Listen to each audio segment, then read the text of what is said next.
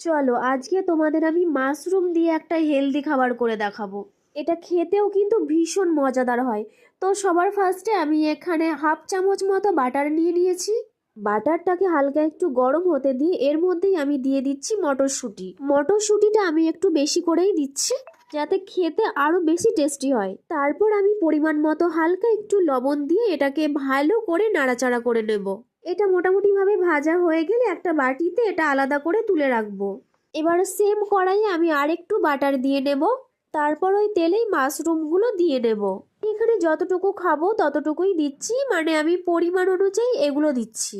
এবার এটাকে ভালোভাবে নাড়াচাড়া করে নেব। মাশরুমটাকে ভালোভাবে ভেজে নিয়ে এরপর ওর মধ্যেই দিয়ে দেব গাজর কুচি, এবং এটাকেও কিন্তু খুব ভালোভাবে নাড়াচাড়া করতে হবে।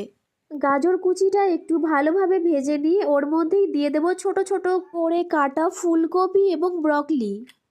এরপর এটাকেও কিন্তু খুব ভালোভাবে নাড়াচাড়া করতে হবে। এটা যেহেতু একদমই অল্প তেলে করা হচ্ছে, তো সেই জন্য নাড়াচাড়াটা একটুখানি বেশি করতে হবে যেন তলায় লেগে না যায়। এরপরে দিয়ে দেব বাঁধাকপি। বাঁধাকপিগুলোও আমি বেশ ভালো করে কুচি কুচি করে কেটে নিয়েছি। তোমরাও কিন্তু সেমভাবে কাটবে, না হলে কিন্তু কাঁচা কাঁচাই থেকে যাবে। এরপর এটাকে কিছুক্ষণের জন্য ঢেকে রেখে দেবো। বেশ কিছুক্ষণ পরে আমি আবার ফিরে এসে ঢাকনাটা খুলে দেখে নেব সেদ্ধ হয়েছে কিনা।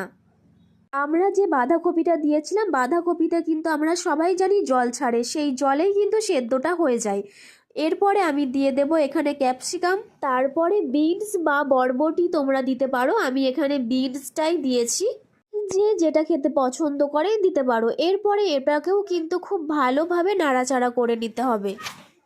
এরপর আমি দিয়ে নিচ্ছি হাফ চামচ মতো গোলমরিচ গুঁড়ো।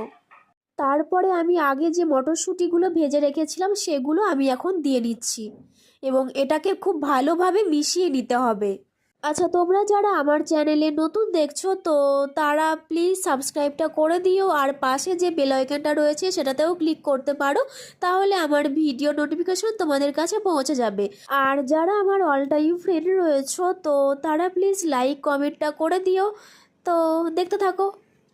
এই যে আমার কথা বলতে বলতে রান্নাও প্রায় কমপ্লিট। তো তোমরা দেখে জানিও তোমাদের সবার কেমন লাগলো, আর তোমরা অবশ্যই কিন্তু এটা ট্রাই করো। খেতে কিন্তু অসাধারণ হয়। এটা তোমরা একবার খেলে ভাতের কথা ভুলেই যাবে।